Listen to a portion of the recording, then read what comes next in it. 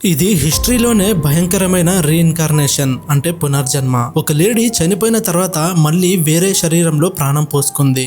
नहीं सुमित्रा मत बोलो मुझसे। हाँ अभी शिवा यू तो हाँ क्यों क्या होकर के इस दुनिया में जो पैदा हो जाता है वो क्या बार बार बदल जाता है बहन जी? ఈమె పేరు సుమిత్ర. కోపంతో రిపోర్టర్ ని నన్ను సుమిత్ర అని పిలవద్దు, నేను శివాని అని అంటుంది. కానీ ఈమె ఇలా ఎందుకు అంటుంది?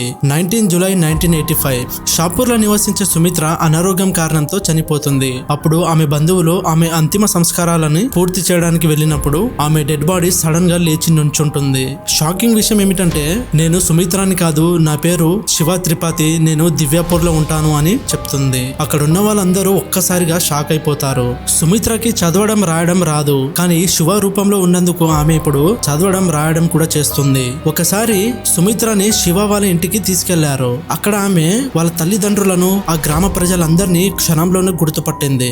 అంతేకాకుండా ఆమె చెప్పిన సీక్రెట్స్ విని ఊరి వాళ్ళందరూ భయపడిపోయారు. అలాగే ఆమెను ఎవరు చంపారు, ఎలా చంపేశారు అన్న విషయం కూడా అందరితో చెప్పేసింది. ఆమెను ఆమె ఆడపడుచు మరియు ఆమె అత్తగారు ఇద్దరు కలిసి రాయితో అతి ఘోరంగా కొట్టి చంపేశారని చెప్పింది. ఈ విషయం విన్న అక్కడి వాళ్ళందరూ భయంతో వణికిపోయారు. ఇంకా వాళ్ళ ఇంట్లో పరిస్థితి ఎలా ఉంటుందో ఊహించుకోండి.